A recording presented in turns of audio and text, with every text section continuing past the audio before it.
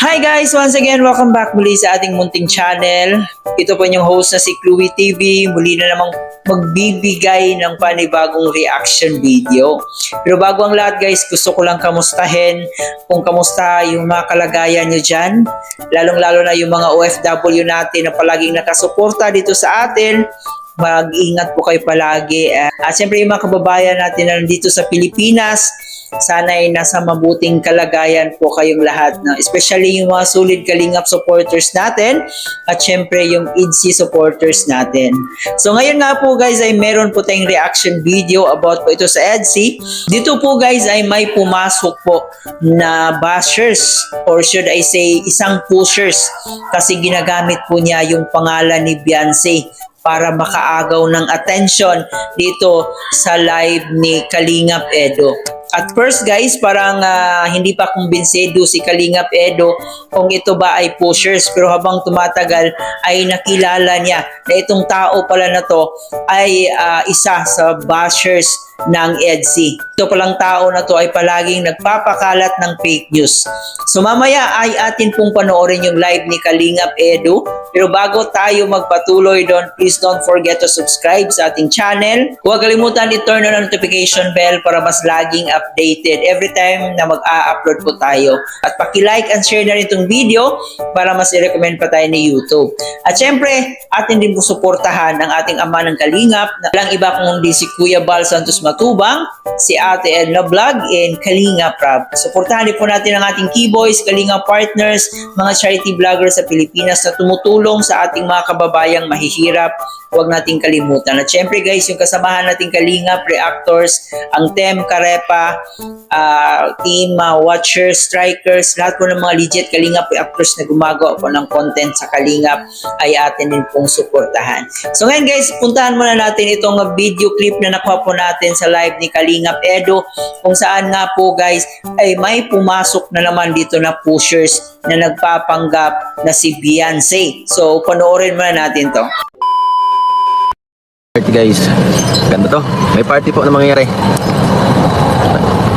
Kami ng mga beni ko bago matapos ang taon. Kasi si Dan na ganun eh. Iba po to sa ano ha. Iba to sa anniversary, iba to sa Kalingap Ball. Simpleng ano lang to, mga estudyante, mga college, saka siguro sila na. Ano kami at least na maano muna kami.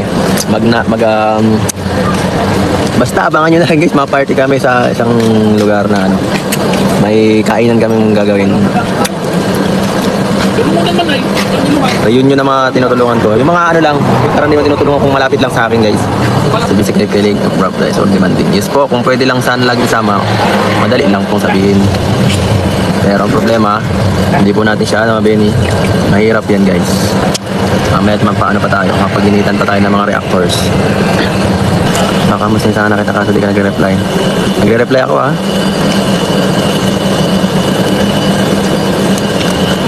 Hindi yata yan si Ben nga eh. Hindi rin naisip ko eh, parang hindi yan legit. Wala siyang ano eh. Basher yata yan.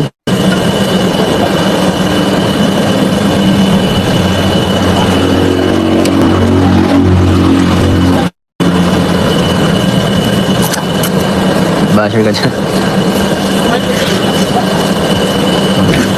Kwenta ka moderator. Tingnan natin. Basher kasi ito eh. Nilagyan ko ng moderator yung basher. Pambira, nagkamali ako.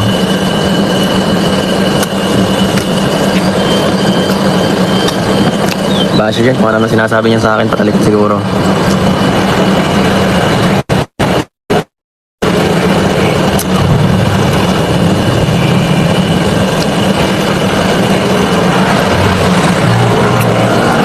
Ayan o, fake daw yan, umbira yan. Baka yung Beyonce na yun yung nagpapalaganap ng kung ano-anong issue, pambihira na yan. Buran mo ng jacket heads. Kaya nga eh. Saan na ba yun?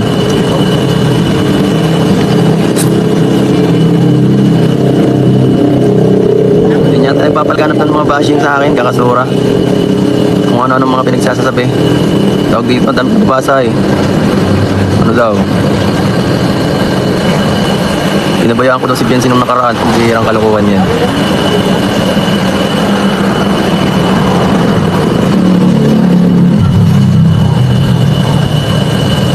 Ginamit lang si Biancy yan.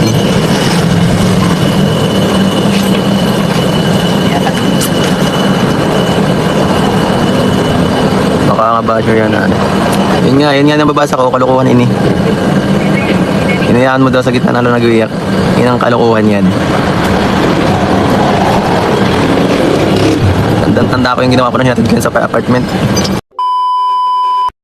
So yun na nga po guys, no, nakita po natin ang live ni Papa Eds kung saan nga po nung una ay parang okay pa, wala pang nangyari.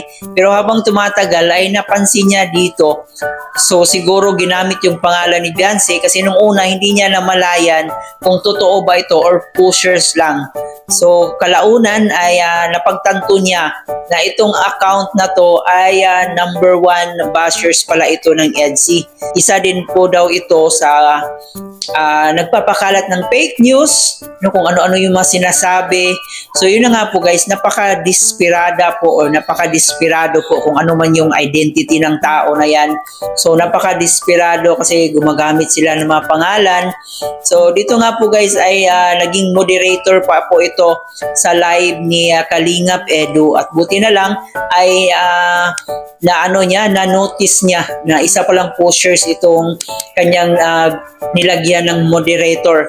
Masasabi talaga natin guys nga sobrang napaka-desperado talaga yung mga bashers ng EDSI. Just imagine guys, pumasok pa talaga dito sa live ni Kalingap Edo para manggulo. Ganon sila ka-trigger dito sa EDSI. Ayaw nilang maging masaya yung EDSI natin.